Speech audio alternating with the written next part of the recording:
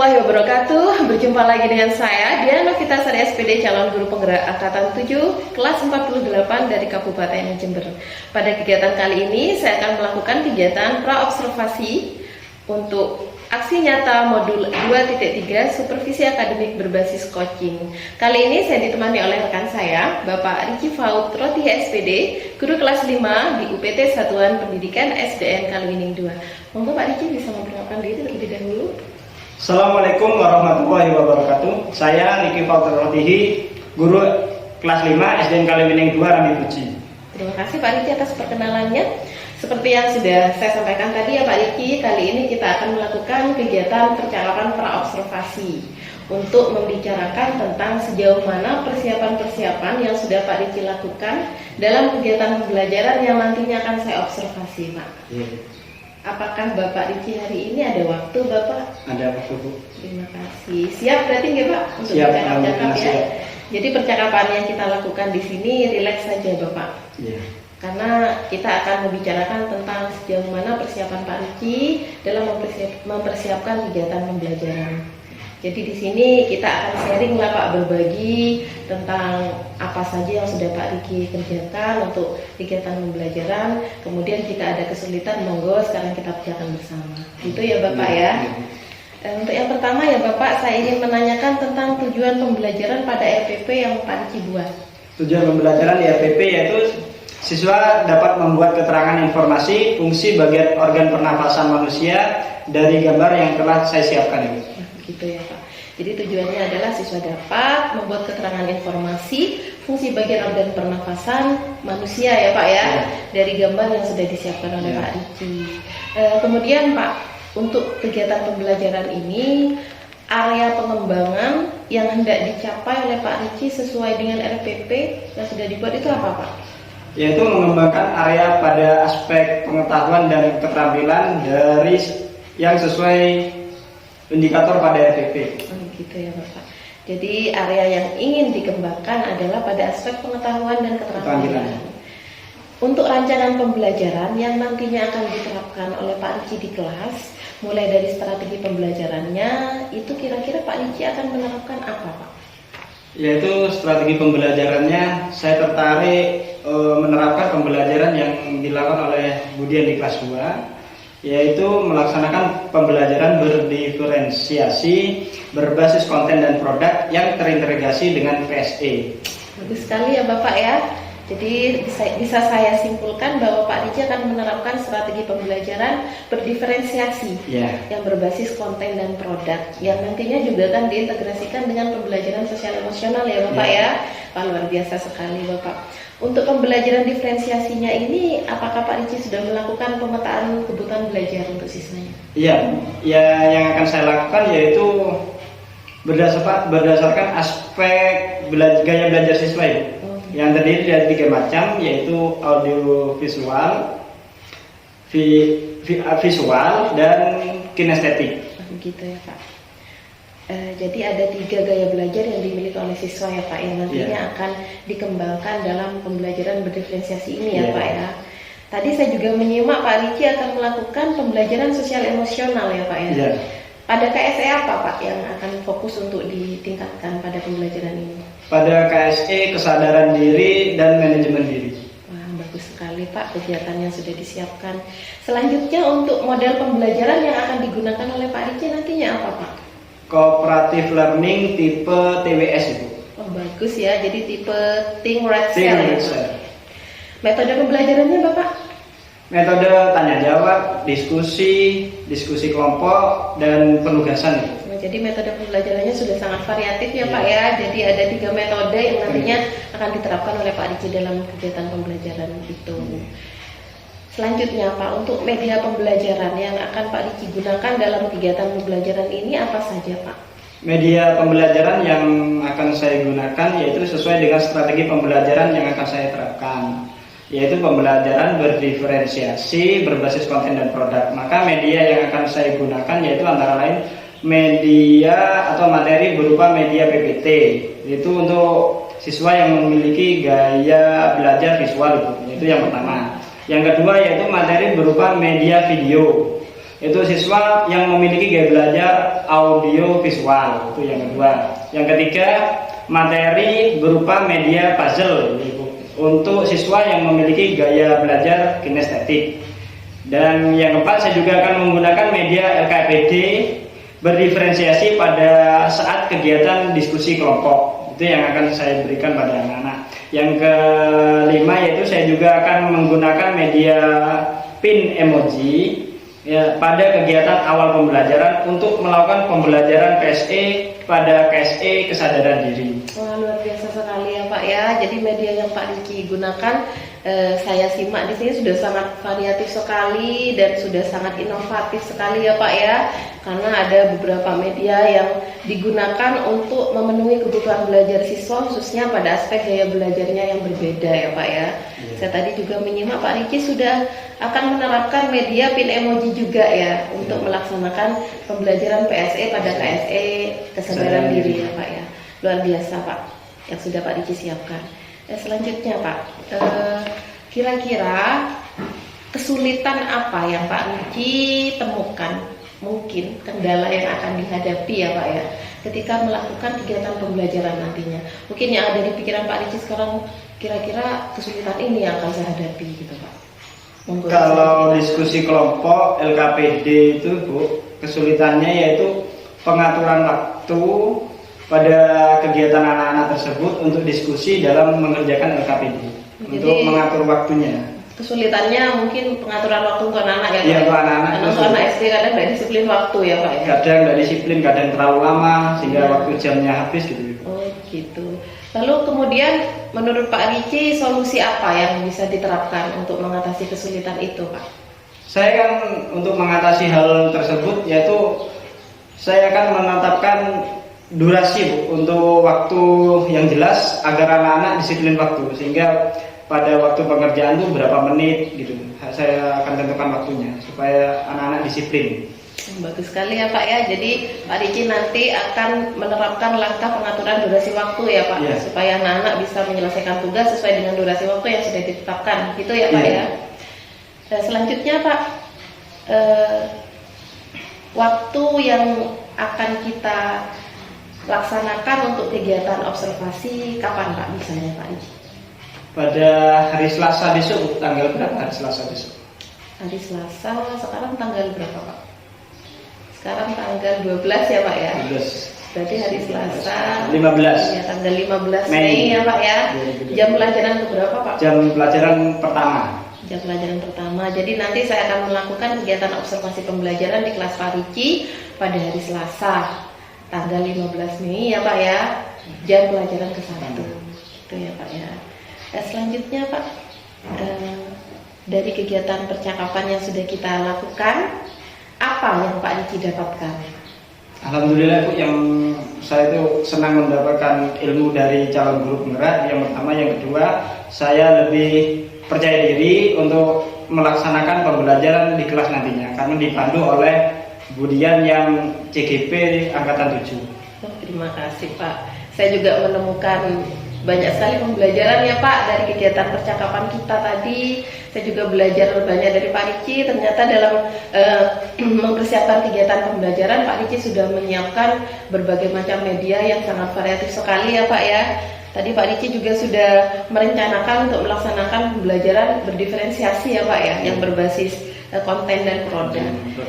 Ini sangat luar biasa sekali Pak, dan tentunya juga memberikan inspirasi kepada saya. Ternyata guru di sekolah ini mau saya ajak bergerak. Salah satunya adalah Pak Riki yang sudah mau merencanakan untuk melakukan penerapan pembelajaran berdiferensiasi dan PSE yang sudah saya sosialisasikan beberapa waktu yang lalu ya Bapak ya.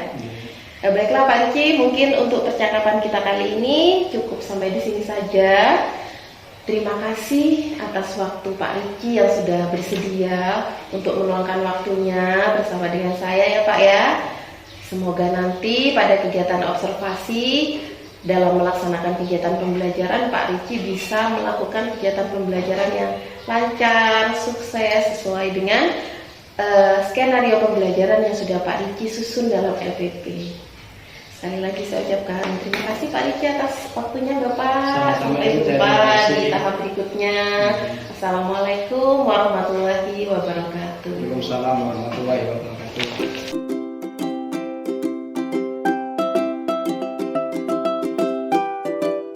Assalamualaikum warahmatullahi wabarakatuh.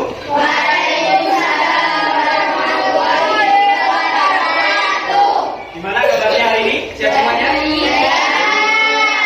Sudah sarapan belum tadi pagi? Sudah. Semuanya ya? Alhamdulillah. Sebelum kita memulai pelajaran, marilah kita berdoa terlebih dahulu. Dipimpin oleh ketua kelas. Silakan, Dwi. Sebelum pelajaran mulai, marilah kita berdoa.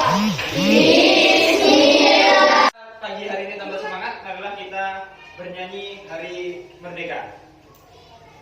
Silakan bernyanyi.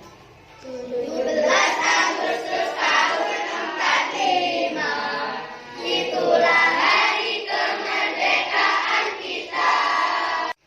Ya anak-anak, untuk pagi hari ini sebelum kita memulai pelajaran, Pak Guru ingin tahu bagaimana perasaan kalian pada pagi hari ini. Jadi silahkan tiap anak mengambil pin emoji yang sudah saya siapkan di depan. Silakan dari kamu.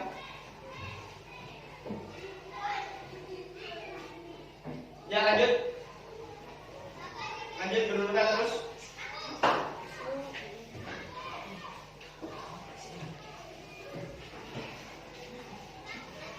Silakan selanjutnya.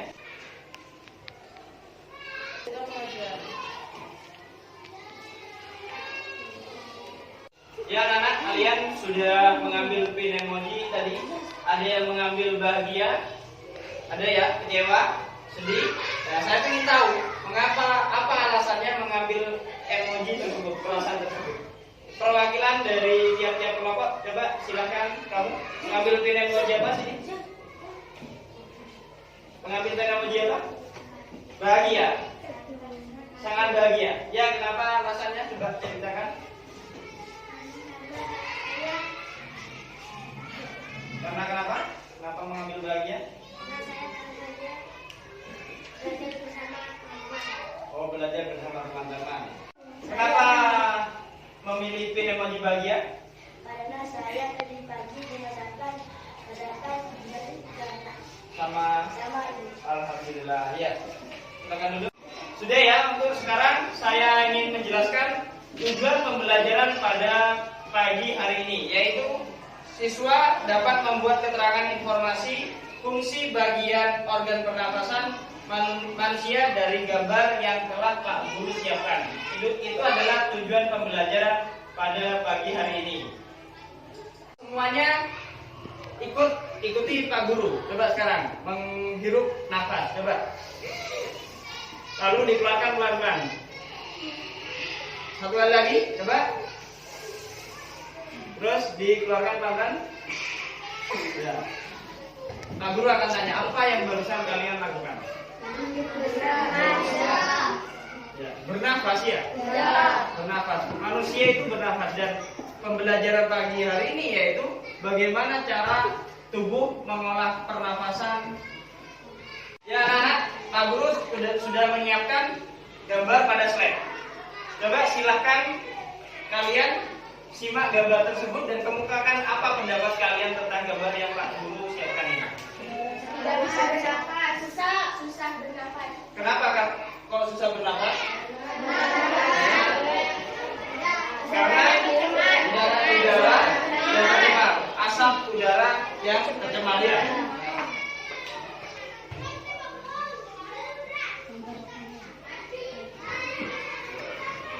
Ya, kabut asap itu menyebabkan polusi pada air bersih, tanaman, sayuran, ya, buah-buahan, makanan yang tidak tertutup. Kabut asap juga memperburuk kondisi lingkungan sehingga infeksi saluran pernafasan akut. Jika orang itu bisa sesak, akan mudah terjadi. Kabut asap dapat mengancam jiwa orang yang memiliki riwayat penyakit pernafasan. Anak, balita, orang tua, lansia akan bisa terganggu pernafasannya karena asap. Mengapa? Ini alasannya. Karena kabut asap dapat merusak fungsi organ pernafasan pada manusia yang akhirnya dapat menimbulkan penyakit pernafasan yang berbahaya dan bisa menimbulkan kematian. Itu adalah bahayanya polusi udara karena asap. Asap tersebut bisa disebabkan oleh kendaraan, pabrik, kebakaran hutan, ya. Ya, sekarang coba kalian perhatikan kegiatan yang pertama ini. Lakukan kegiatan berikut. Ya, coba semuanya coba menahan nafasmu selama 2 menit. Setelah itu, coba sekarang hitung ya.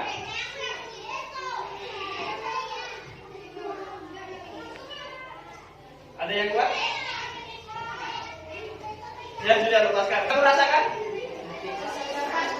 Pesan apa? Sekarang seandainya lebih dari 2 menit bagaimana? Saya. Ya, anak-anak, supaya kalian lebih paham bagaimana sistem organ tubuh pernapasan dalam tubuh manusia, silakan simak video berikut.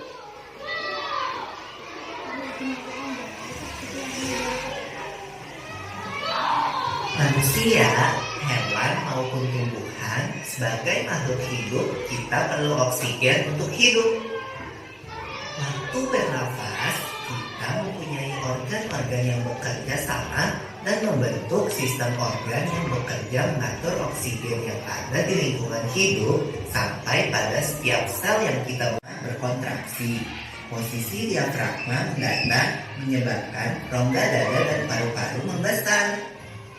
Pernafasan kita terdiri dari 2 kan, yaitu sistem pernafasan dada yang ingin kita lakukan dan juga sistem pernafasan perut. Jelasin dong Bimo, apa sih perbedaan detailnya? Pernafasan dada terjadi. Ya, kalian tadi sudah menyimak penjelasan dari gambar, video, ya, tentang organ pernafasan manusia. Sekarang silakan kalian melengkapi nama bagian organ pernafasan berikut. Tulis di depan satu kelompok.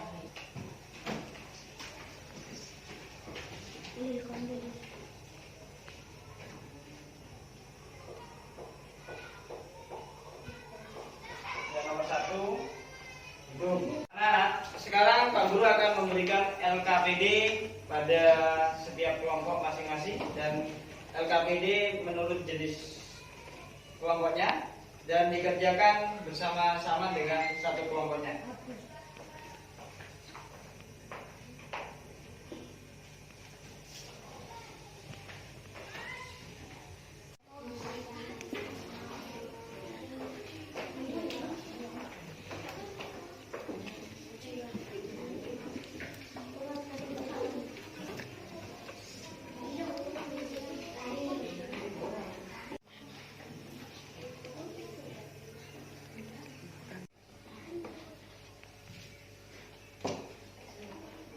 Assalamualaikum warahmatullahi wabarakatuh. Kami dari kelompok paru-paru akan menunjukkan hasil diskusi kami. Assalamualaikum warahmatullahi wabarakatuh. Saya dari kelompok paru-paru. Saya akan. Assalamualaikum warahmatullahi wabarakatuh. Kami dari kelompok hidung mau mempresentasikan hasil diskusi kami. Dari tugas LKPD barusan yang dikerjakan kelompok dan mempresentasikan di depan kelas, anak-anak semuanya sudah paham bagaimana apa saja organ pernafasan pada tubuh manusia. Bagus sekali. Sekarang, untuk selanjutnya, kalian sudah belajar bagaimana tentang materi organ tubuh manusia. Yang kedua, sudah berdiskusi, bekerja kelompok, mengerjakan LKPD, dan sekarang kita akan mengerjakan soal per individu, soal per individu, yaitu silakan dikerjakan. Waktunya ini 10 menit. Ya, anak-anak, kita sudah belajar bagaimana tentang pembelajaran yang variatif dan menyenangkan di pagi hari ini. Dan ada yang bisa menyimpulkan tentang pembelajaran yang sudah kita lakukan? Saya Pak, Ya, apa? kita dapat mengetahui organ pernapasan manusia. Ya, kita bisa mengetahui organ pernapasan pada manusia. Saya Pak, Ya. saya juga mendapatkan fungsi organ pernapasan. Ya, anak-anak, betul kesimpulan yang kalian sebutkan tadi, yaitu yang pertama adalah kita mengenal organ pernapasan pada tubuh manusia, yaitu yang pertama hidung, yang kedua faring, yang ketiga taring, trachea, bronkus, paru-paru, diafragma. Dan kita tahu fungsi dari bagian-bagian tersebut, begitu ya. Dan untuk selanjutnya, silakan kalian di rumah untuk supaya lebih mendalami lagi bagaimana fungsi organ tubuh manusia, silakan melakukan aktivitas pembelajaran lagi di buku bisa atau di internet, silakan. Dan untuk selanjutnya Pak Guru akan memberikan PR pada halaman 105, silahkan kalian kerjakan, dan pada pertemuan selanjutnya akan kita bahas pekerjaan rumah tersebut. Begitu ya? Ya, untuk pertemuan hari ini sudah selesai. Adakah yang mau ditanyakan lagi? Untuk tugas sudah jelas? Ya begitu ya. Demikian untuk pertemuan hari ini. Wassalamualaikum warahmatullahi wabarakatuh. Waalaikumsalam warahmatullahi wabarakatuh.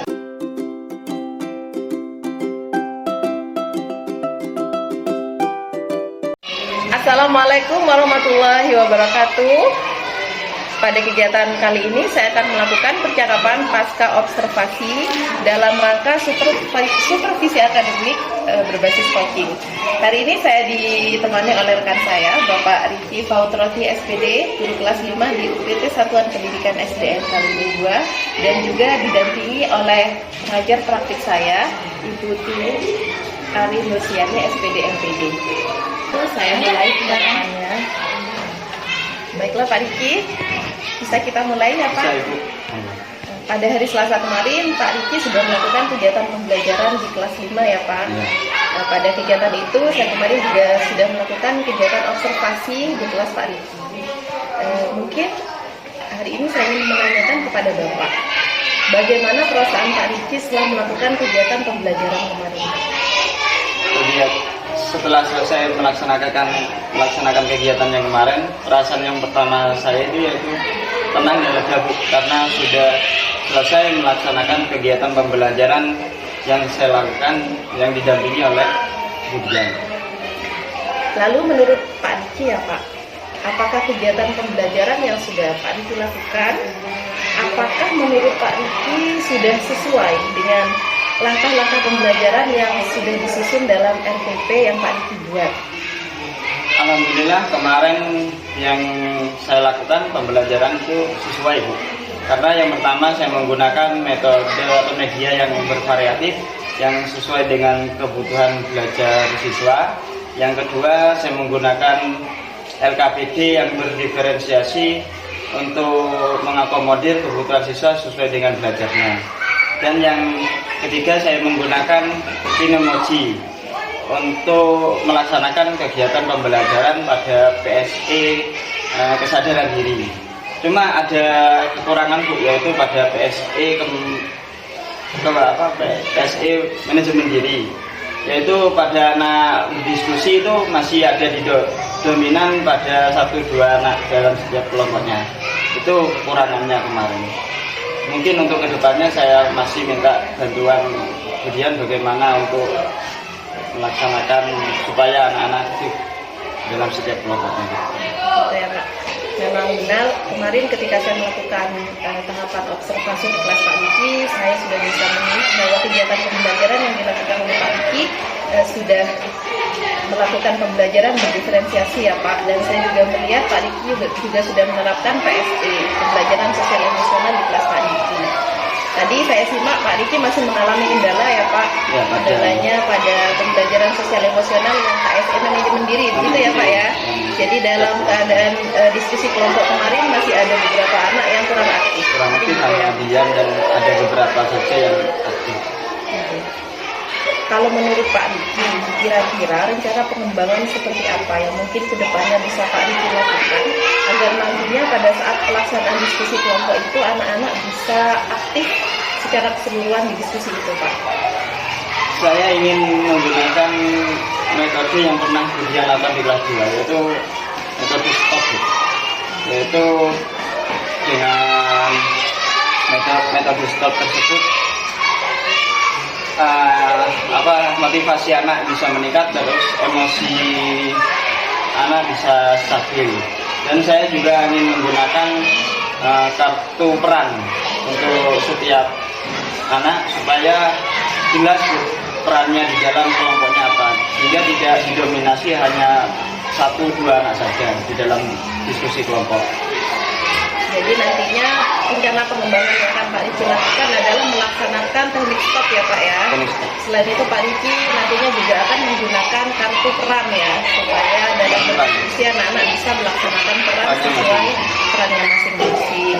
Bagus sekali ya Pak rencana pengembangan yang sudah Pak Riki akan terapkan ke depannya. Lalu bagaimana ya Pak rencana pengembangan tersebut akan mulai dilaksanakan dan diaplikasikan di kelasnya Pak Riki? Kapan kira-kira pelaksanaannya? Pelaksananya secepatnya Bu, bisa besok, bisa lusa, tapi sekarang masih dipakai untuk penelitian UNED kelas 5, jadi mungkin besok Bu. Jadi mulai besok rencana pengembangan ini insya Allah akan Pak Riki terapkan dan akan diaplikasikan dalam pembelajaran di kelas ya Pak ya? Iya. Bagus sekali ya Pak. Lalu dalam melaksanakan rencana pengembangan tersebut, apa sarana pendukung yang Pak Riki butuhkan untuk merealisasikan rencana pengembangan tersebut Pak, supaya bisa diterapkan di kelas Pak Riki? Saya akan membuat variasi media lagi Bu ya. Terus saya yang kedua itu minta bantuan bimbingan dari Budian yang sudah pernah melakukan di kelas 2. Dan untuk membantu di dalam semangatnya anak-anak untuk teknik stop tersebut, saya akan menggunakan juga media musik instrumental supaya membantu anak-anak supaya rileks di dalam kegiatan yang mau dilakukan, misalnya diskusi. Saya mau menggunakan teknik tersebut dulu supaya anak-anak bisa rileks. Bagus sekali ya Pak ya. Jadi Pak Riki nantinya akan melakukan variasi lagi dalam penggunaan media pembelajaran ya Pak. Iya. Dan juga akan menggunakan media musik instrumental untuk melaksanakan teknik stop tadi ya. Iya. Bagus sekali rencananya Pak Riki. Saya berharap nantinya Pak Riki bisa melaksanakan rencana pengembangan ini sesuai dengan rencana yang sudah Pak Riki buat, dan semoga nantinya apa yang sudah Pak Riki rencanakan ini bisa diterapkan di kelas dengan baik ya Pak. Insya Allah saya siap Pak untuk terus mendampingi Pak Riki sebagai mitra Pak Riki dalam melaksanakan kegiatan pembelajaran diferensiasi yang terintegrasi dengan PSE seperti harapan Bapak. Karena saya rasa tujuan kita berdua sama ya Pak ya. Kita sama-sama belajar dan kita juga sama-sama ingin mewujudkan pembelajaran yang aktif, kreatif, interaktif, dan tentunya menyenangkan. Selain itu juga berpihak pada murid. Itu ya Bapak ya. Terima kasih Pak Riki karena mulai dari tahapan pra-observasi kemarin, kemudian lanjut ke observasi, dan sekarang pasca observasi Pak Riki sudah bersedia melakukan kegiatan percakapan dan juga bersedia pasca observasi dalam melaksanakan kegiatan pembelajaran Pak Riki. Dan semoga apa yang kita cita-citakan bisa terwujud ya Pak ya, melaksanakan pembelajaran berdiferensiasi yang terintegrasi dengan PSE. Ya, terima kasih saya kepada Budian yang memberikan tambahan-tambahan ilmu untuk saya. Sama-sama Pak Riki, kita sama-sama belajar, dan saya rasa apa yang sudah Pak Riki lakukan kemarin pada saat melakukan kegiatan pembelajaran sudah sangat baik sekali Pak, dan tentunya juga memberikan inspirasi kepada saya dan memotivasi saya untuk semakin semangat lagi untuk melakukan kegiatan-kegiatan dan tentunya memberikan dampak positif untuk diri sekolah ini ya Bapak ya. Mungkin itu saja Pak Riki yang bisa kita lakukan dalam kegiatan percakapan ini. Terima kasih atas waktunya ya Pak Riki ya. Semoga kedepannya Pak Riki nanti bisa melakukan kegiatan pembelajaran yang lebih baik lagi sesuai dengan harapan Pak Riki. Terima kasih Pak Riki atas waktunya. Mungkin bisa saya akhiri. Saya juga mengucapkan terima kasih kepada Bunda Tilu karena sudah bersedia menemani kita pada kegiatan percakapan pasca observasi ini.